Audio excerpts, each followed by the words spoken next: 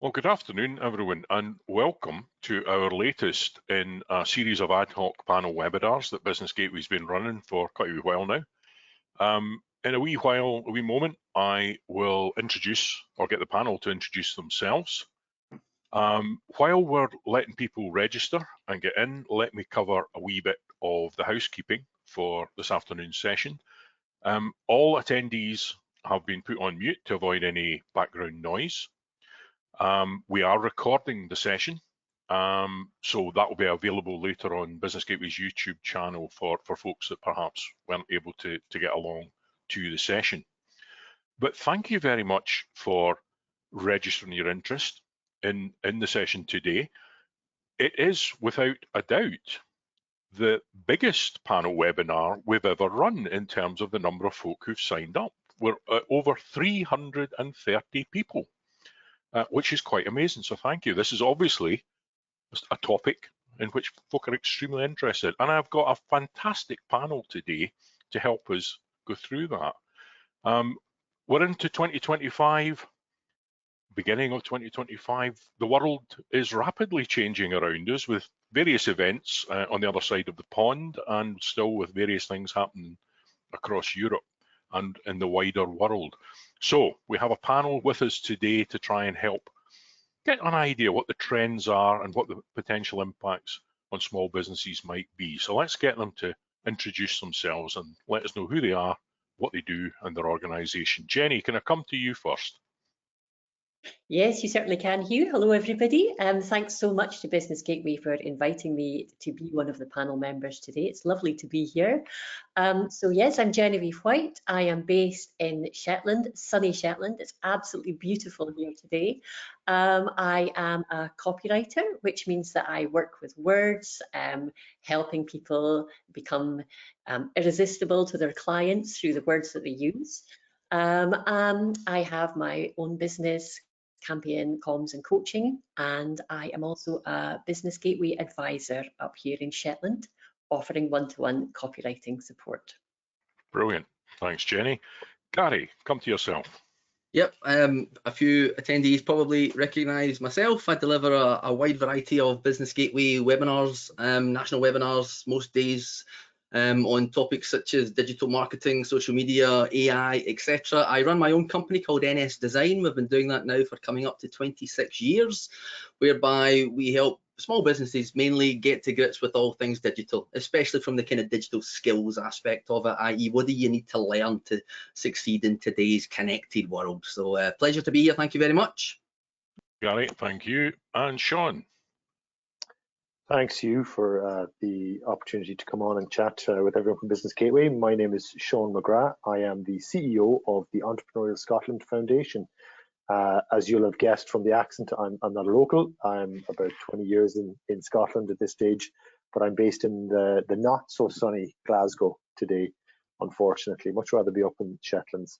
But I have the privilege of leading an amazing national charity, which is all about entrepreneurship, and it's all about an entrepreneurial mindset. And our vision and mission is really quite simple. It's about making Scotland the most entrepreneurial society in the world, because an entrepreneurial society is a prosperous society, and prosperity is what underpins everything that we do. So when we talk about child poverty in the NHS and all of these things that we want to see fixed and sorted, it's prosperity that's the solution to all of that. And prosperity is driven by people. And so as an organization, we are 150% behind the people that drive prosperity, that grow businesses. And so for that, what we normally talk about is not just people who start businesses, but people who are tasked with growing them. And so that's leadership teams and anybody who's got a vested interest in seeing things happen. So most of what we do is almost around leadership development. It's around helping people to build the connections and build the belief and build the knowledge and the wisdom that they need to be able to grow businesses. So really excited to be on today to talk about the sort of business trends that we see for 2025 and what we see our members talking about as well. Brilliant. Thank you, Sean. And I'm Hugh Lightbody. I'm Chief Officer for the Business Gateway National Unit, and I have the privilege of hosting today's panel. So let us get into it. We have a lot of ground to cover over the next hour or so. So first kind of thing I wanted to kind of explore with you guys, and you've kind of touched on it there, Sean, just in your closing remark there. what do you see as the most significant trends shaping the business landscape in 2025? And I'm going to come to Jenny first on that. Okay, well, yeah, I think for me, probably one of the big trends is trust, consumer trust, or should I say a lack of it. I think that customers are becoming increasingly aware of all of the dodgy, fake stuff there is out there. For example, I work in coaching. I'm a copywriting coach, and I am just seeing so many videos and posts on social media with coaches saying, buy my online course and you can make 10 figures in your first week of trading. I think customers are becoming increasingly sensitive to that, increasingly aware of that. And I mean, it's not just in coaching, it's happening across the board. So I also think AI has a little bit to do with that. I know we're going to be speaking about AI later, so I don't want to encroach on anything, but I think, you know, a lot of the kind of AI generated material as well, people are becoming aware of that. It just sounds a little bit fake, sounds a little bit less than human. So I think that is something that business owners need to be really aware of. It's rebuilding that trust with consumers by creating authentic content, trustworthy content, by not making ridiculous claims, and really just building that connection, building that trust, letting your customers get to know you, like you, and trust you. And I think probably that's one of the biggest trends we're going to see this year. Brilliant. Thank you, Jenny. A good kicking start off for that. Okay. Gary. Yeah, again, just to start by saying I completely agree with you know, what Jenny was saying there. Trust is going to be huge. I'll maybe bring a bit of that chat back into the conversation later on. Obviously, again, already mentioned AI. You know, the question was, what are the significant trends going forward? We can't ignore AI. We will, of course, come back and talk a lot more about what is it later, and good, bad trends, etc. I think another key thing for this year more than ever is the trend of data. Again, big data. Data's been talked about for years, of course it has, but very much aligned with this growth of AI and it actually benefiting us all. Well, it needs data to do that. So I think even at a small business level, we will all be getting better and more aware and familiar with our data going forward. And lastly, a bit of a curveball, but I know we'll have some chat about this for sure at some point today. The trend of sustainability. You know, it's hardly a trend. It's embedded into most of us now. But you know, the desire for consumers to be green, to be environmental, to make the right ethical decisions for the environment, I think will very much drive how we as businesses do things or don't do things going forward. So those would be my ones to kick us off, and I'm sure we'll come back and we touch on all of them. Brilliant. Thanks, Gary. And obviously the business landscape is impacted by numerous other things, the political landscape we operate in, global trends, global activity, all these kind of different things that I kind of touched on earlier. Sean, from your perspective, what do you see as what are your members in your organisation? Because they're probably quite well connected across the globe. What are you seeing as the trends, the significant trends? Yeah, thanks, Hugh. There's so this is something that we talk an awful lot about within the organisation. We bring a lot of Scots from abroad back home to bring the knowledge and the wisdom here, because as much as we would love to think that we're setting the trends from Scotland, the reality is that most of the trends are set elsewhere, and we're following them. And so whenever I'm kind of talking about trends, that there's usually kind of three brackets I put them in. So I normally talk about the macro, the mid, and the micro. So what are the big kind of global trends? And it can be difficult sometimes when you're running particularly a smaller business to think, well, you know, what difference does it matter to me in terms of the global trends? But actually they are things you need to be aware of. They're not things you can affect, but they are definitely things that need to be in your mind. And some big global trends that I think a lot of our more senior members are talking about are, you know, one of the first ones is the fact that we are now seeing, I heard this word the other day, and it took me a while to figure out what it was, but it's bifurcated or bicurated. I can't even say it right, but basically we're seeing the world split into two, bifurcation or something like that. And what they mean by that is that actually there's almost two supply chains now beginning to emerge. So we're seeing the end of globalism, which is what has been kind of the standard kind of capitalist environment for the last 20, 25 years. It's been a very global world. It's been all about where, I get this in India and I'll get that in China and I'll get that in Brazil, and it's all coming together. But that's slowly beginning to unwind, and we're seeing the rise of nationalism much more in America, as of course you will see with Trump, much more in China, and much more even within Europe. You can even see it in the UK.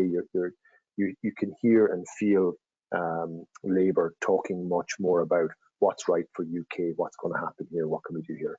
So borders are closing down, but on a global scale, what you're seeing is two supply chains. You're almost seeing East and West. And so I would suggest if you're in an organization that's importing, that's bringing things in from China and places like that, no need to stop doing that. But what you need to start doing is thinking about resilience, and you need to think about nearshoring.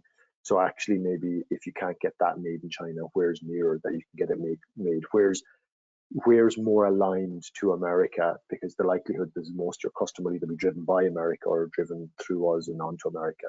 So it's a sad state of affairs to say that, but that's definitely something that we need to be thinking about. In terms of the mid-size, there's a couple of things. Obviously, AI is enormous, and there's a huge thing, and we'll talk much more about that as we go on. But you're also seeing diversity and inclusion become more of a topic and come under attack more. And that won't be lost on anyone who's watching. Again, the stuff coming out of America. And what does that mean for your business? And again, Genevieve will probably talk more about this, but it means that before, in the last kind of 5 or 10 years, it's been quite not just fashionable, but also quite expected from organizations to have strong stances and strong social opinions. But actually what you're seeing now is a trend where more and more people in business are almost being put back into the category of your business. You're not involved in social. So it's trickier to now have a social stance as a business. I would suggest it's going to get trickier to have a social stance as a business. So not, again, to discourage anybody from doing that, because having purpose and passion about your business is really important, but maybe just think about your stance on certain things. And again, that's not to say that we should all muzzle our opinions and that diversity and inclusion is not right. It is right. It's important that we stand up for it. But it's going to get harder as a business to kind of have those opinions. You're going to get attacked much more now. There isn't as much free scope for that. And then on a micro level, there's a couple of things that we're seeing actually. And one is that we're entering slightly more stable trading periods. It's a lot of the bad news, we hope, is out of the way with the UK government and their big shock with NI. There's hopefully a little bit more stability coming into things like interest rate and the markets. So hopefully there isn't as crazy a trading environment as has been for the last few years for you. But cash is more important now than ever. And so we always hear our members talking about the importance of cash flow and cash projections. So I would say on a micro level, this is the year where you're going to hear people talking a lot more about cash. What cash do you have? What's your cash flow projections looking like? People are going to understand the value of cash a lot more. And then the other thing, very quickly, and I'll zip it at that, is people.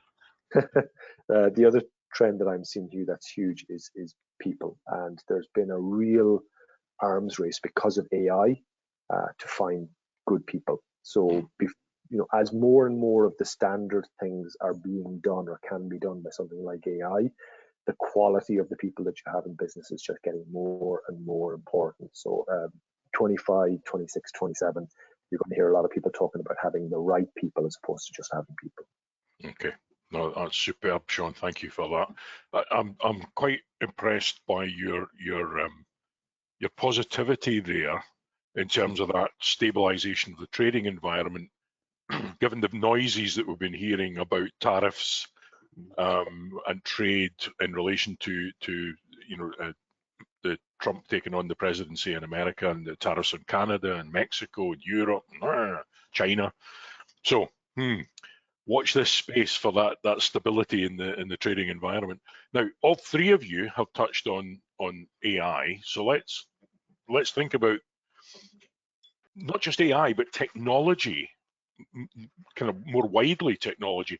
How can businesses best adapt to that rapid pace of change in technology and market demands. And I'm going to come to Gary first on that one. Okay. Yeah, I think especially a lot of my kind of views might come from the small business perspective, maybe more than others. So I think the first thing I would say is I think we all need to accept that it's impossible to know everything. It's impossible to predict everything. It's impossible to be on top of everything. Small business owners feel a lot of pressure for these types of things. And at the risk of, you know, offending any of the panelists today, and you know I don't mean this, you know, what you're going to hear today is nothing more than people's opinions based on trends and where things might go. So nobody knows for sure how to stay on top of the pace of change or what technology is going to be huge next, etc. So I suppose what I'm trying to say here is nobody needs to panic, you know, don't stress, don't worry about being left behind. However, my easy advice, and I find myself saying kind of one-liners like this all the time, is the way to stay on top of it is to never stop learning. You know, we need to be learning. We need to be open to what's out there. I don't always need to choose to do it, to accept it, but I need to know what the kind of general scope of things are. So attending sessions like this, well done everyone, reading blogs, following thought leaders on LinkedIn, being plugged into your industry and keeping a close eye on what others, including your competitors, are doing. And once you've kind of learned, once you know what's out there on that kind of horizon, then don't be afraid of trying things, you know, experiment. Small businesses especially can do this a lot easier and safer than others. You know, try that tool that you've heard about, you know, try a different tactic that somebody else is playing with right now. You know, build a culture of experimentation rather than a culture of fear of what's round the corner. And the last thing, you know, part of that question I believe was, well, you know, meeting the market demands. Yeah. Well, to me that's an easy answer. You just talk to the market. You just have open communication with your customers. You know, I still hear it all the time. You know, a small business owner, maybe kind of joking, but saying things like, "Oh, those pesky customers," and I'm going, well, that's who you want to be spending more time talking to. That's who you want to invite out for coffee. That's who you want to complain more, because then you know what they are demanding, this market of yours. So for me, it's just about honest, open communication. So to paraphrase Scooby-Doo, if it wasn't for those pesky customers, I'd be out of business. Exactly. Okay. Jenny, what are your thoughts on this technology and market demands? Yeah, I mean, I think Gary's advice there was absolutely brilliant, especially about the keeping learning. And just to put in a good word for the Business Gateway webinars, I've been working my way through them myself, been to a few of Gary's ones, and have learned so much. So I mean, do access them, they're free and they're absolutely brilliant as well. I think it can, as Gary said, it can feel really overwhelming, but I think the key thing is don't feel you have to be on all the places, doing all of the things. You know, you can just build up, as long as you're always learning and you're always progressing. I think the key thing is just to chip away, you know, master one thing, go on to another. Where are your customers? You know, there's no point in, if you really do your customer research and find out where your customers are hanging out, then I think, you know, that's a really good way of targeting. You're going to get better results that way as well. And just to throw a complete curveball into this conversation about technology, something that I've come across and been reading about recently, a trend I'm really interested in, is social rewilding, which basically means that people are trying to claim back a lot of the time that they are now spending online on screens. So, you know, your customers are maybe wanting to embrace more traditional ways of communicating. Just to give you a personal example, recently I've been writing speculative letters and emails to clients that I'd love to work with. And I've been doing good old-fashioned letters as well as emails. I'm not knocking emails. Emails are brilliant, but we've all got cluttered email inboxes. How many of us actually receive letters through the post nowadays? And so, you know, thinking about different ways of connecting with your customers as well. And that, I think, is going to be a trend this year, this like social rewilding and, you know, connecting with people. Sometimes look, you know, think outside the technology box, because you might get great results that way too. Can we expand a wee bit on that, Jenny, just now? Because I know we were going to try and get into this later, but maybe now is the time to start kind of probing that a wee bit more. Because I'm really interested. Gary threw us a curveball earlier. You've had an opportunity. Sean, advance warning, you need to come up with a curveball because everybody else has had one. On that social side of things that you were talking about and that connection with customers, do you feel that that's driven at all in terms of the social media by, mind you, it's only recently that we've seen the kind of things that have happened when Elon Musk took on Twitter. A lot of folk went, nope, that's it, I'm out of that. And we're now seeing folk kind of going on to, I think, Blue Sky and other kind of places that they're going to. More recently, Meta, Zuckerberg is kind of backtracked on various things. So he's kind of causing people maybe to have a think, but that's recent. Is this the kind of the social thing that you're picking up? Is that driven by that kind of thing, or is it just folk feeling, I've had enough of all that rubbish, the negativity, the cesspit that is social media? Sorry, Gary. No, it is. No apologies. A lot of it absolutely is exactly that, Hugh. Yeah. Yeah, I think it could be a really big part of that. And I mean, another trend that I didn't mention at the beginning, I think something that's been around for a while, but it's only going to get bigger, is the whole kind of wellness trend and people really starting to prioritize their physical and mental health. And I think that a lot of us are starting to realize that spending so much time online on social media, it's great. I mean, I'm not knocking social media for a minute. I love it, but it's about that balance, and people are just to reclaim some of their. The phrase digital detox is not just jargon. People do it. People want to do it. People are aware of their mental health and how social media is having an impact on it. You know, and maybe this is an area that we need to tread a little bit carefully in. But you know, I personally think that Australia is on the right track by banning it for under 16-year-olds, which a lot of people might think are surprised by that, given my geeky nature and stature. But I think we need to be very careful about what this is doing, especially at younger ages. Yeah. A really important point, Gary. Sean. I was just going to say we're finding exactly the same thing, and some of the members that we're talking to who are more people who are involved more in digital agency and online marketing and stuff like that are giving us certain opinions, and then also people who are involved in hospitality are talking to us about trends in this area. So I'll give you an interesting fact. Obviously, I'm from Ireland, which I would like to claim as the home of drinking. And we are usually famous for our nightlife and our pubs and our clubs and so on. And at the turn of the century, there was 530 nightclubs in Ireland, only a wee island, and 530 places you could go for a pint after a certain time. And as of December 2024, there are 82 nightclubs left in Ireland, late night venues. And so, like, if you take a nation like Ireland, where we it's baked into the culture that we're proud of our ability to be out drinking pints, and that has changed so radically. And the reason that we've so many people focus in on things like the nightclubs is because that's the forefront of the younger generation. That's where you tend to find the younger people, and it's showcasing what has been a trend for the last few years, is that the generations coming through are much more interested in experiential evenings and weekend activities and things like that than they are compared to our generation, where it was like, come on, we'll go down the pub and have a few pints. Now, it doesn't mean they're not having a drink or they're not socializing or they're not doing things, but they're just doing it in radically different ways from our generation. And then the other thing that we find from people that we deal with in the online world is that actually and one would question why some of the bigger social media companies have let this happen, but the way for businesses to reach companies now is changing radically, because the type of content is changing radically. And Gary will know much more about this than me, but so it used to be that you could create really good content and put it out on Facebook and get engagement and build communities on Facebook around your content.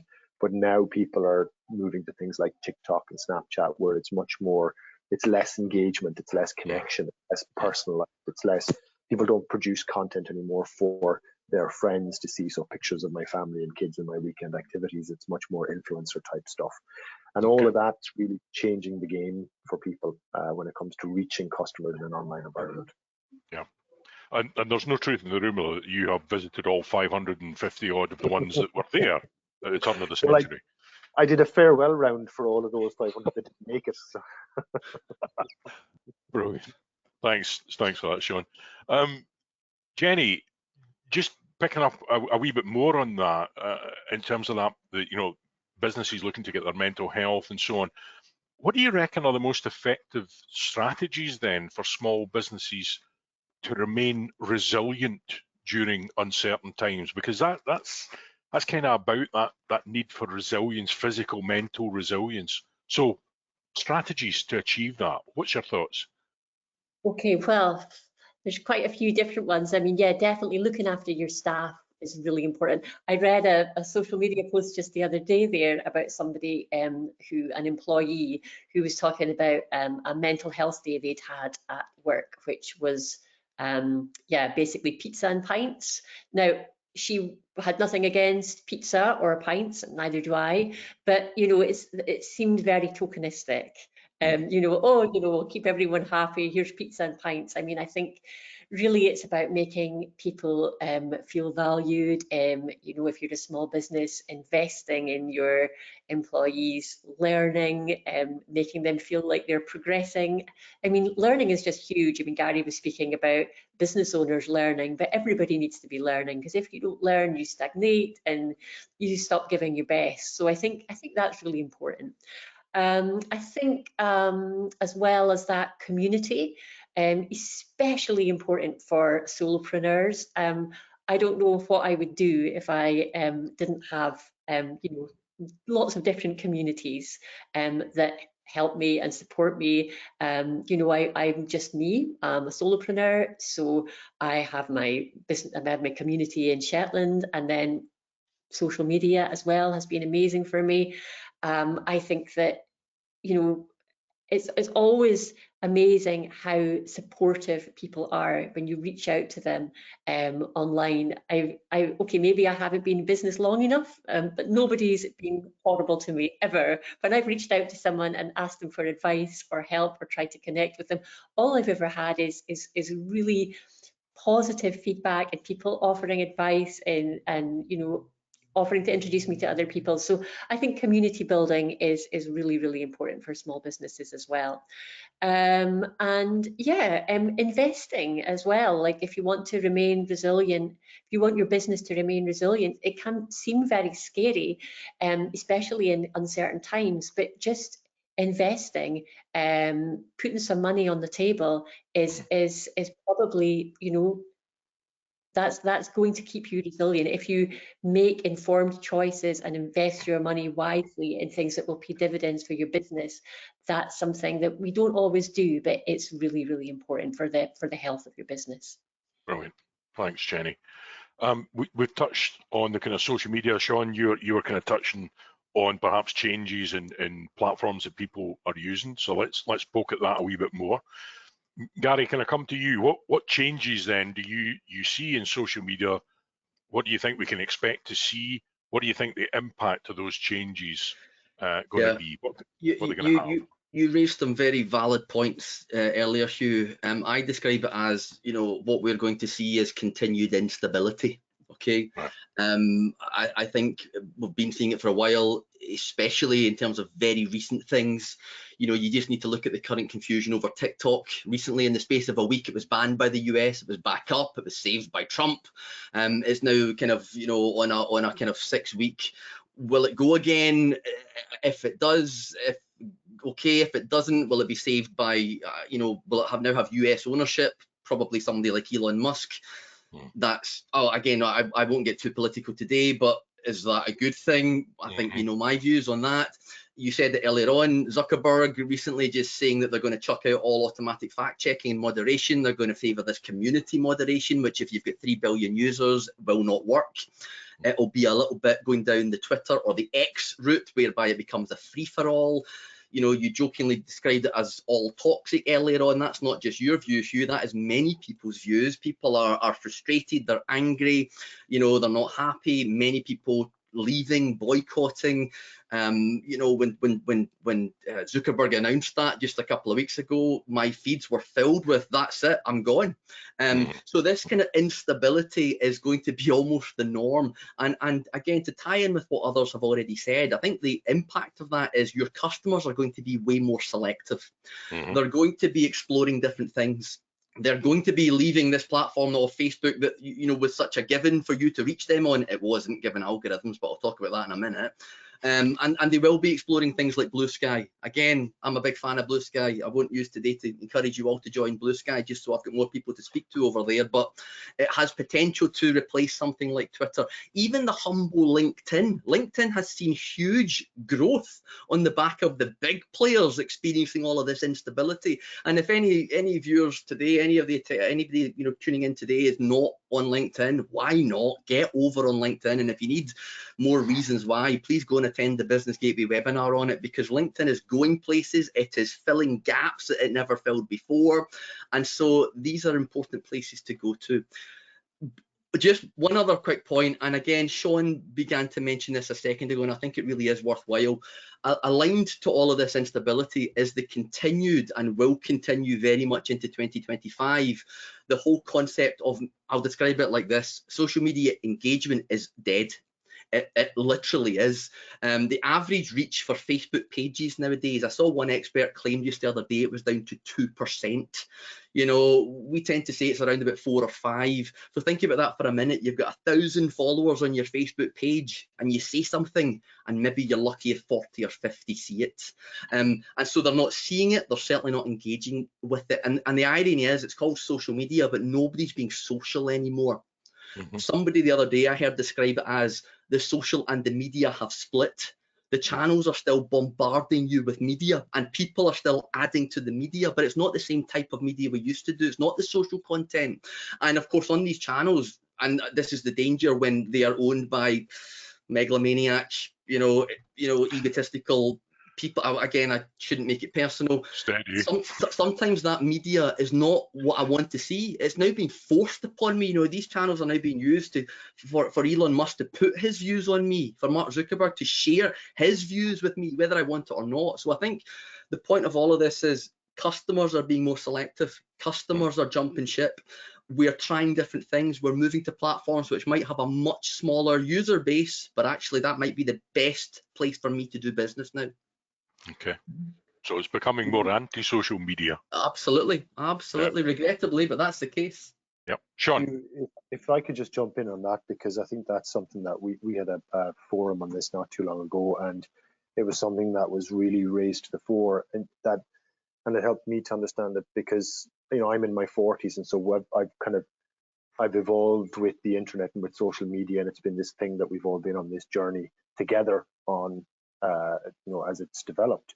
But the reality is now that if you're 40 and, you know, maybe even 35 and above, but I'm going to say 40 plus, then your internet is very different from everyone else's internet.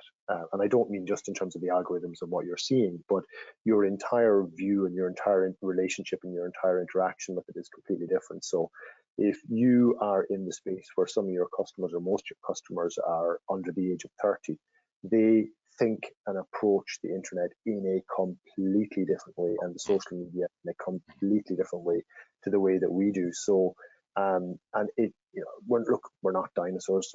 I might want to be. I'm getting to that stage where, I've grown when I think about it. But you know, you need to be very conscious of that, and you need to understand that your approach, as much as you try and understand it would be very, very different. Exactly like our thing, young people now. Can I just pick up on, because I agree completely, especially without sounding ageist, especially in those younger markets. You know, I've just said engagement is dead. The truth is engagement is still happening, but it's not happening in the public spaces. You know, people don't want to comment on Facebook anymore. What they will do is, and especially younger, they'll go to their WhatsApp group, they'll go to their friends group, they'll go to Discord, they'll go to private Facebook. So engagement is happening, but it's happening out with the business eye, and that presents a huge challenge and opportunity. Again, as a takeaway, you know, start cultivating more private, intimate spaces. And again, going right back to Jenny's point right at the start, spaces which people feel trusted in, places where they feel they can share with their community. And if you're encouraging more of that, you'll start to pick up the engagement again. But it's in these newer areas where the younger generations are happy to be, you know, not where the old fogies like us hang out on Facebook. Crikey, if you're describing yourself as an old fogey, where the hell does that leave me? Come on. And I am a dinosaur. Sean, Jenny touched on earlier there about people And Yeah. I'm going to come to you. How people, vitally important. You talked about it, you touched on it earlier. How can businesses train and bring in new talent? And is there anything particular that you're thinking about or doing that kind of potentially impacts on that? Yeah, well, look, very much so, and apologies in advance here because I'm going to take the opportunity to talk a little bit about what we do, because the one of the things that we run is it's called the Salter Scholar Internship Program, and essentially what we do is we sift through thousands and thousands of young people in every Scottish university to find people that we think have that magic, that bright spark, that potential. And we put them through this enormous process. We spend, £500,000 a year in this recruitment process. We put over 1,000 young people through in-person assessment centres up and down the country, all to find the spark. And the reason I'm talking about that in the context of this question is because more and more and more we're beginning to see a change in young people. So I say that to give credibility to the fact that we're at the forefront of what young people in Scotland are doing and thinking and saying at the moment, because that's our world and it's part of where we live. But the change is significant in their views and their thoughts, and particularly in their approach to work. Purpose. If you're looking to attract people into your business and you cannot provide purpose beyond you're going to get your paycheck at the end of the week or the end of the month, then you're going to really struggle to attract the best. We can all get people to come and do a job. It can be tricky for certain roles, but you can find someone who will take a wage and who will do a job. But if you want to build a business, if you want to grow, if you want to scale, you need to find the right people, the people who have the same ambition and same passion and same drive that you do, and that will take ownership. And finding those people is getting harder and harder, because they need things like purpose. They need different work environments compared to what we're used to. The day of the command and control structure of the boss, that's the boss and he's right, is gone, particularly with this generation. So I would say, in terms of kind of trends within business and finding the right people, you need to be looking at bringing younger people into your business. And this is not, again, it's not an ageist thing. I'm not trying to say that fresh blood is brilliant, but I think a lot of people are very guilty of saying, look, I'd rather have someone with experience that I don't need to train and I don't need to bring up to speed. But the reality now is that, if you're doing anything with technology and AI and the internet, social media, it's going to be them training you. It's the other way around. And so if you don't have those people in your business, you're just not going to get the benefit of these types of technologies. Brilliant. Well, thanks, Sean. I mean, in terms of the Saltire program, then, so you're vetting a huge number of folk. How easy is it then to find the opportunity, a business to put them into? Are you finding the demand is there from businesses for that? Or is there an awareness of the program, sufficient awareness of the program? Well, thanks for the opportunity for a shameless plug here, Hugh. But so the internship program itself, we are finding ever increasing demands. Like, so the last few years, record years of numbers of students going out. We have 1,000. We take about 1,000 young people into our candidate pool each year, and we put them through a development program which kind of teaches them about growth mindset and ambition and curiosity. And what we find actually is, as you said, our big challenge is communication. It's helping businesses to understand that actually this talent pool exists. As a foundation, we build it, and we build it for you guys to access it. And so you get students for a summer, and they do real meaningful work over the course of the summer. They do projects, and we've had people who've put ERP systems in. We've had people who have run big social media campaigns. We've had people who've done product design, all sorts of amazing things that these young people do. Or AI projects was a very common one last year. So demand is not really an issue. It's awareness, making people aware that these young people are there and they're available to take, and that you should have them in your business. But shameless plug aside for the internship program, no matter where you access people, I would absolutely encourage you to be looking at young people differently and look at them as people who are going to bring knowledge and wisdom, as opposed to people who you're going to have to train. Brilliant. Thank you, Sean. Gary, we can delay no longer. We've danced around AI, so I'm going to come to you. How important will AI be, and what changes do you think we'll see? What changes do you think are going to be there in terms of use and adoption? Yeah, so I'd like to start this whole conversation by reminding everyone, you know this already, that some people love AI, some people detest AI. You know, it is very much a contentious subject right now. Some people see it as a risk to their profession, or they see it as an unethical way of creating content, or they're aware of the huge power requirements to power the big data centers, etc. And I think, you know, going forward, thinking about your own business and your own customers, you need to make sure that your usage of AI aligns with your customer ethics, because otherwise you're just going to grate with them, and that's going to, you know, your values not aligning with my values, etc., etc.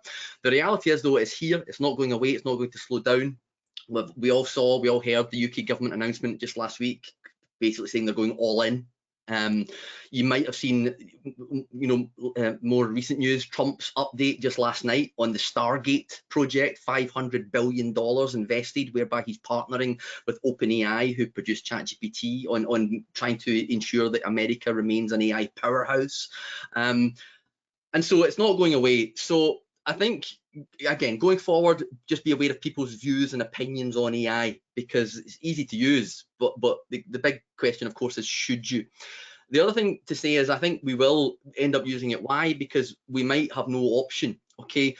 Especially this year, we're going to start seeing AI as not a separate thing, right? So we're not, you know, right now I'm doing demos on Business Gateway workshops, and I'm going to ChatGPT, and I'm choosing to use a tool for something. These AI capabilities are going to start being embedded into everything, whether we like it or not. Again, this is where, you know, we need to be careful. So it'll be in your social media update tools, it'll be in your CRM, it'll be in your, you know, your Microsoft Office 365. Microsoft have just, again, kind of restructured how they sell Office 365, and you know, their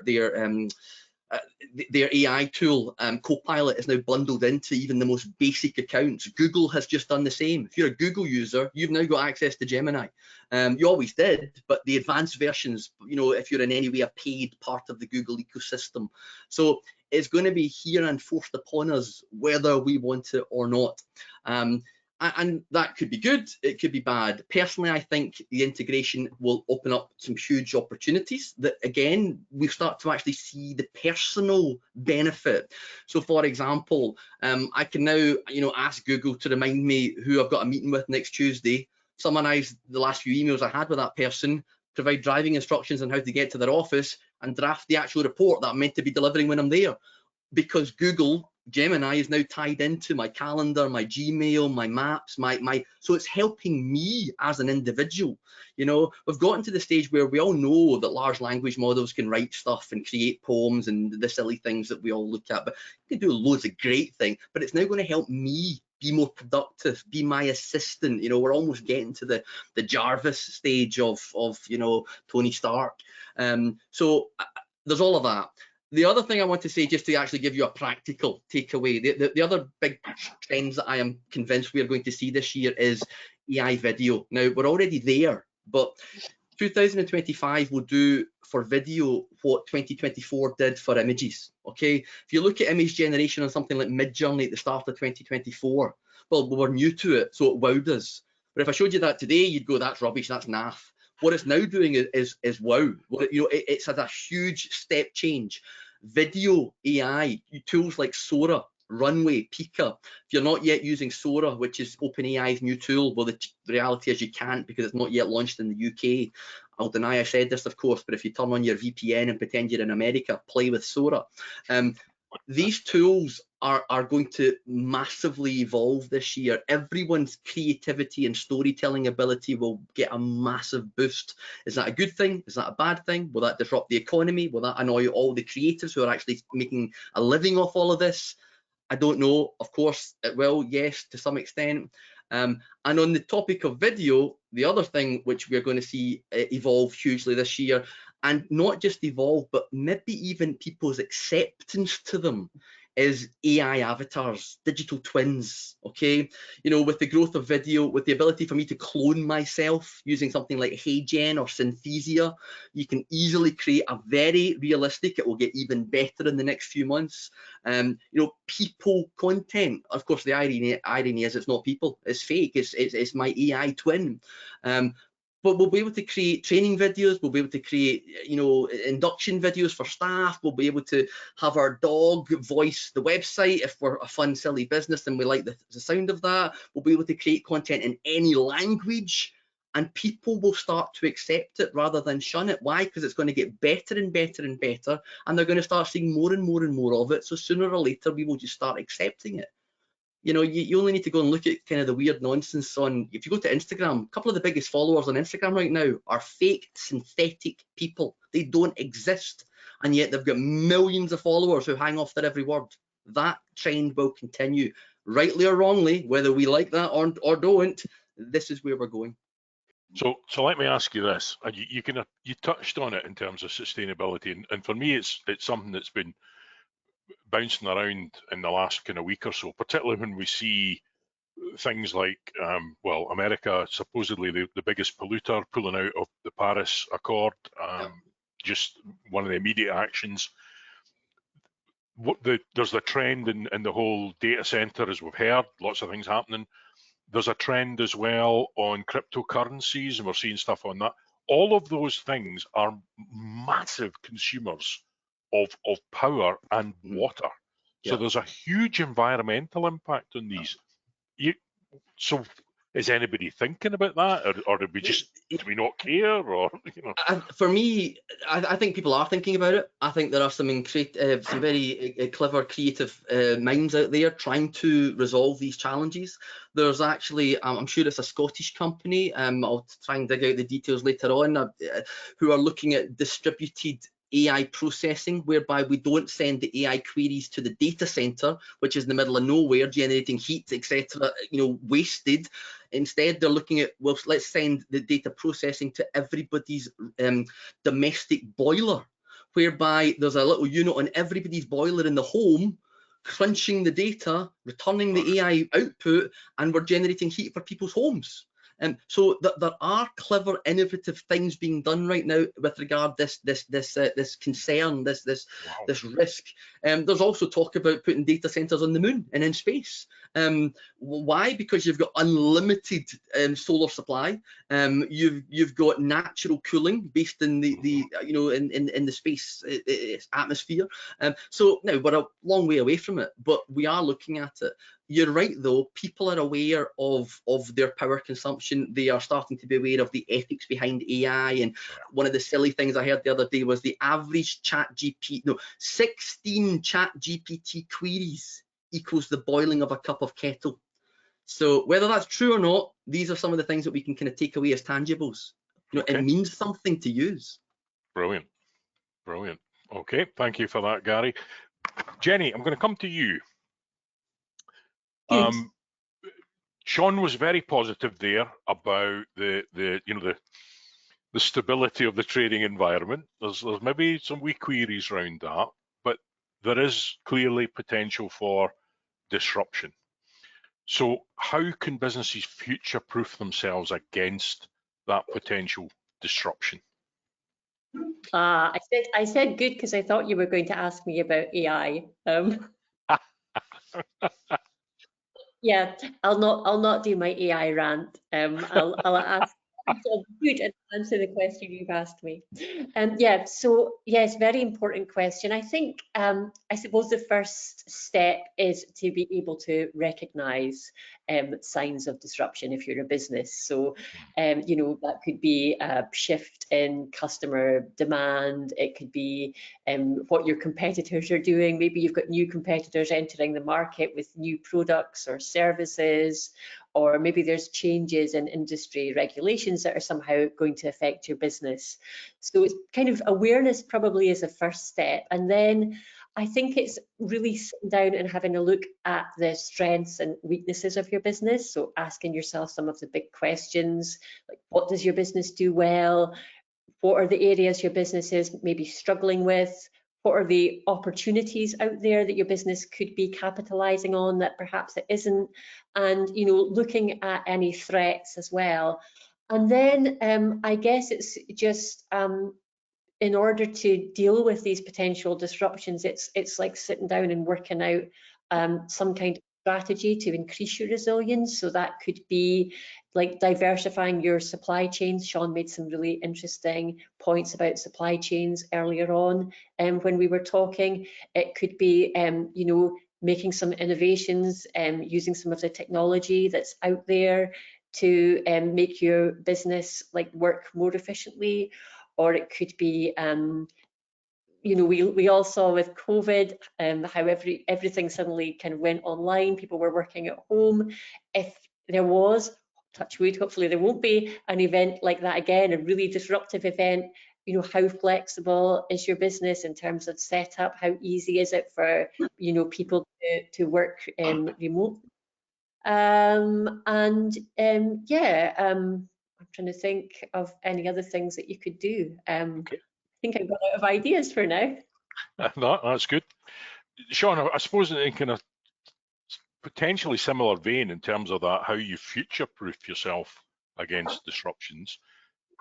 In terms of large, small businesses, is there a way to benefit from, or is it possible, how can they benefit from partnerships or collaborations in the current climate to maybe help with that resilience, with that future-proofing? Yeah, no, there absolutely is. I mean, the first people I would encourage you to partner with, and Gary, you touched on it earlier, is those pesky customers. So you know, you have to, the best way to kind of see your way through resilience is to be close to your customers. You know, and that's what we're hearing an awful lot of people talking about, is close to your customers and trust, and keep that trust, maintain that trust, and you know, build your community of customers and build your social network of customers, because exactly like everyone was talking about today, there's just so much noise out there now, and there's even more noise coming. And exactly as you said, Gary, there's like all sorts of video tools and, you know, AI avatars on these webinars. This isn't actually me, I'm busy making my lunch in the background, you know, all this type of stuff going on. And whilst it might do the trick, it doesn't build the connection, and it doesn't build the trust.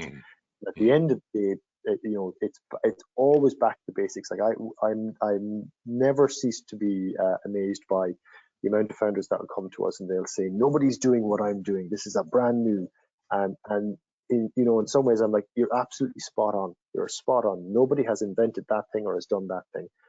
But to take it from there to there is an age-old process that everybody has to do. And there are some basic timeless principles that go into that. And so trust and closeness to customers is absolutely something that's just going to come back out of all of this noise of AI and various different things. The other thing I would say in terms of building resilience and partnerships and community is, and Genevieve, you touched on it, is, you know, do go out and build those relationships. I never cease to be amazed, despite it being the kind of core of what we do, I never cease to be amazed by just how willing people are to help. It's absolutely amazing. And you know, we're very lucky to have some of the most amazing people from all over. We recently did a dinner with Alan Jope, who is the former CEO of Unilever, one of the biggest companies on the planet, and he's a Scot. And his openness in the room to go around, he spoke to everybody and passed out business cards and said, give me a call if you need help with that. There are so many people, and you'll get them through Business Gateway, you'll get them through Entrepreneurial Scotland, you'll get them through other organizations. But build your community with other business leaders, and don't be afraid to be open and honest about challenges that you're facing, because I can absolutely guarantee you people are either facing the exact same challenge, or they'll know someone who can help with that, and they'll make the intro for you. Yeah, no, absolutely. Absolutely. A question for all of you, and we've got a few minutes left. So Jenny, I'm going to start with you on this one. What untapped opportunities do you think businesses should focus on this year? Okay, well, probably the obvious one that springs to mind is we have a rapidly aging population. So, you know, think about things that would appeal to these people. I'm seeing, for example, maybe it's just algorithm targeting me, but I'm seeing loads of stuff about the menopause. Menopause coaches, menopause lifestyle stuff. So, I mean, things like that. Health and well-being, I think I touched on that earlier, but that remains absolutely absolutely huge. Also, things like, because there's so many people working at home now, things that can make this process healthier and more productive. My own setup is very far from ergonomic, and I know a lot of people are. I was at the chiropractors earlier today. A lot of people are in the same boat, like working in really kind of poor situations. They've never quite got their situation set up to work at home. So I mean, I think that's a real opportunity as well. Yeah, and obviously we did touch on this earlier. I can't remember who spoke about sustainability, but I mean, that continues to be really huge, and it should probably be like underpinning everybody's, you know, business operations. But as itself, you know, as an opportunity, it's also huge to be doing things in a sustainable way. Yeah, absolutely. No, I can relate to the chiropractor thing. This seat of mine, I've got to keep raising it up because it keeps sliding down. Having said that, that could be a weight issue, which is completely separate and completely different. Sean, untapped opportunities, what's your thoughts? Yeah, look, in Scotland, you cannot talk about untapped opportunities and not talk about energy and energy-related services. There has been, you know, huge amounts of talk. We've all have heard the phrase of, you know, the Saudi Arabia of wind and all these various different things that have been touted about. But the rubber is starting to hit the road on a lot of this stuff now. We're starting to see some real projects come in, and we touched on it with things like the data centers. There is just going to be a huge increase in the requirement for power.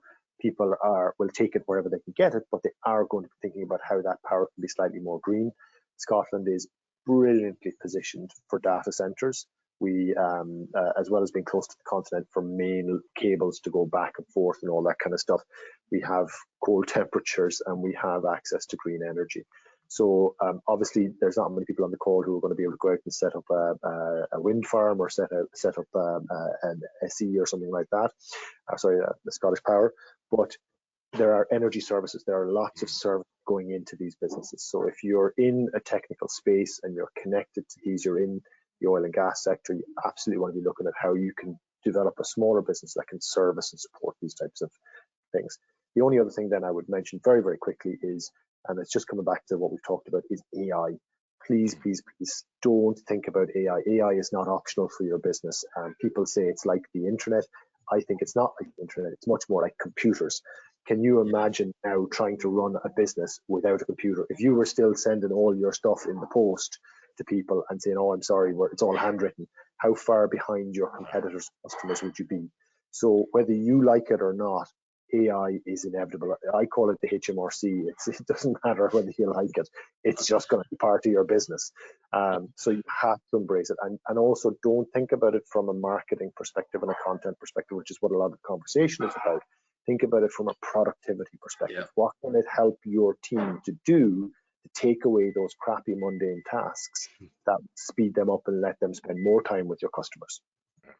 So that well-known comment about, you know, death and taxis now needs to be expanded to be death, taxis, and AI. Absolutely. And the AI overlord. Yeah, absolutely. It's interesting what you've said there, very topical, because First Minister was doing a presentation this morning about the economy, and the things he was focused on is the value of the energy pipeline, which is what you've just touched on, a Scottish graduate visa, so that's talking about, you know, the people again, the young folks, and rejoining the EU, which is interesting. So those are the things he's been talking about this morning. Gary, very, very briefly, briefly, untapped opportunities. Okay, first thing already been talked about, but I would go so far to say that the concept of trust is to some extent untapped. Okay, if any of you are familiar with the Edelman Barometer, then you'll know. If you're not, go and read it. It's a piece of highbrow research done every year, the Edelman Barometer. You'll find it online easily. And it basically says that every year, consumer levels of trust are going down and down and down and down. Therefore, if you just start thinking about how you raise your trust levels, you are head and shoulders above all these other organizations and companies that by default, the consumers are already skeptical of. They already assume they're going to let you down. They already assume that they'll be bad and do bad things. So any tapping into that trust, and especially in the SME market, you're setting yourself up to do things very well. The last thing I'll say, whether this is an untapped opportunity or not, I like to give the advice of don't be afraid of being the only one. And by that I mean, you know, I hear it all the time, oh, I've done the research, none of my competitors are on TikTok, therefore I don't need to be. To which I would say, well, my view is different. None of your competitors are on TikTok. That's the opportunity. So to wrap up my view today, and maybe again slightly contentious, contrary to maybe the whole event, don't be afraid to ignore trends and start your own. Yeah, there's a good bit of advice to finish up on. Folks, we have rattled through some quite varied and really interesting topics there, excuse me, over the last hour. Can I thank all of you for taking the time out your very busy diaries to give us your wisdom and your experience and your knowledge. Thank you so much for that. Can I thank everyone who's joined us today on the webinar? I hope you found some really interesting nuggets in there to take away and have a think about, and that you'll join us again on one of our future panel webinars. But for now, take care, look after your loved ones. Cheers for now. Bye. Take care. Bye-bye. Bye.